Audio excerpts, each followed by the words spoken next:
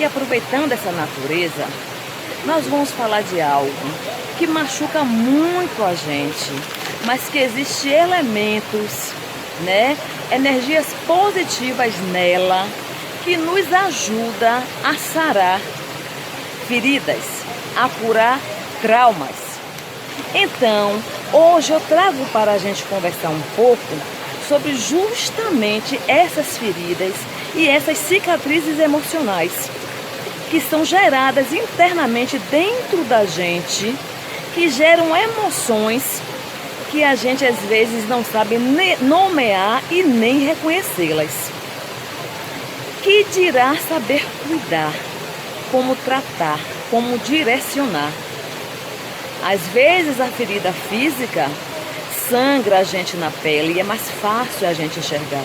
Mas as feridas que é causada emocionalmente, geralmente a gente não tem condições, né, de enxergar, de tratar, mas elas estão lá, nos ferindo, nos maltratando. E para pensarmos juntos, eu trago como provocação para esse momento a seguinte pergunta.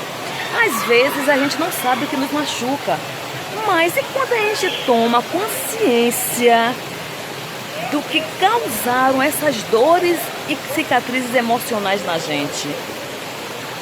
O que eu faço com o que agora eu sei, né?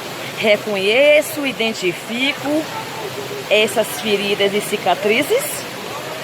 E o que fazer quando eu passo a identificar essas feridas emocionais? A ferida emocional, geralmente, ela é carregada de muita mágoa. E mágoa, no latim, significa água parada. E que pode ser resolvida com análise, se autoconhecendo.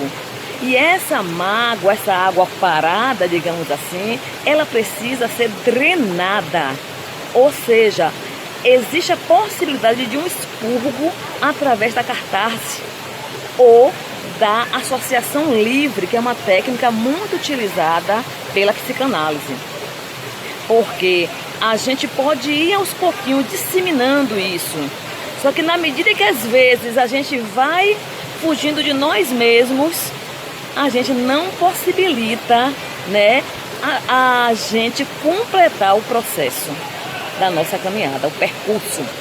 Então, quando a gente é criança, vivenciamos várias coisas, seja ela positiva, negativa, e essas coisas elas vão ficando dentro da gente, porque a criança é como se fosse uma esponja, onde ela absorve tudo que de bom e de ruim. E às vezes é nessa fase também, às vezes não sempre, onde é constituído, é trabalhado a autoestima.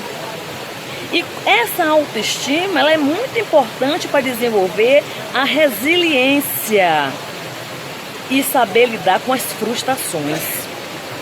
É na infância que a gente ganha certas feridas emocionais difíceis de curar e que às vezes dura por uma vida toda.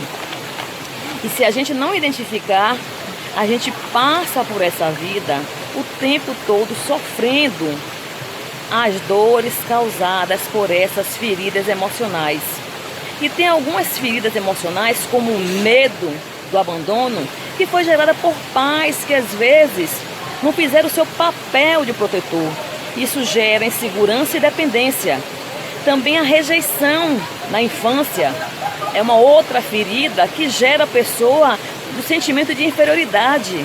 Ela se sente inferior a tudo e a todos. Também quando existe a injustiça na família, porque às vezes dá um certo favoritismo a um filho em relação ao outro. Também tem a traição, quando os pais fazem uma promessa e não cumprem essas promessas. Então, a gente tem que ficar atento, porque essas feridas, elas na realidade, elas são cicatrizes nas células que guardam memórias de tudo que passamos e que levamos. E aí, para encerrarmos, eu trago o seguinte para refletirmos. Todos nós temos cicatrizes, novas ou velhas feridas, que às vezes a gente não quer pensar, não quer tratar, mas elas estão lá, escondidinhas, mesmo que a gente não queira vê-las. não tem como apagá-las. Então não importa quantas vezes prometemos que não vamos vê-las, porque não podemos apagá-las. Na verdade, essas cicatrizes, elas são mapas das nossas peles, são mapas nas nossas peles, né? Que nos mostram que somos mesmo de verdade, e mesmo que ninguém possa vê-las. A única coisa que podemos fazer, né, sobre isso, é nos transformarmos. Por isso que é importante dar o primeiro passo, que é aprender a amar e se aceitar, independente se o outro goste ou não de você. Porque você não veio ao mundo para satisfazer expectativa de ninguém, assim como ninguém veio ao mundo para satisfazer expectativas suas. Então aceite-se, ame-se sempre, porque isso ajuda a natureza, a energia. Pegue essa positividade para eliminar esses traumas que existem dentro da gente, porque aí você consegue livrar-se de pensamentos tóxicos, liberar crenças e quebrar paradigmas, para assim poder curar traumas que muitas vezes a gente acha de ficar pensando negativamente na mesma coisa o tempo todo. E só assim é que a gente tem a possibilidade de nos livrarmos de coisas que influenciam negativamente na gente e nos nossos pensamentos. Pois aí, assim como a natureza, né? Assim como o potencial de tudo isso que a gente tem na natureza, a gente se tratando e se aceitando, a gente também tem condições de viver nunca abaixo, mas acima do nosso potencial sempre. Muitas vezes a gente nem percebe que esses pensamentos e as ações negativas que a gente às vezes age no dia a dia, ou deixa ser influenciado por palavras negativas do outro, como ela age de uma forma para deixar a gente para baixo. Então é disso que a gente tem que se livrar, procurar formas de deixar isso do lado e acreditar na gente, porque essas palavras, essas atitudes influenciam de forma tão negativa que às vezes fazem a gente não acreditar na gente e deixar que a gente não trabalhe no nosso potencial.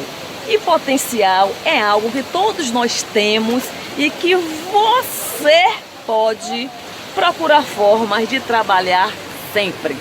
Então procure formas de realmente acreditar e se amar. Isso você pode.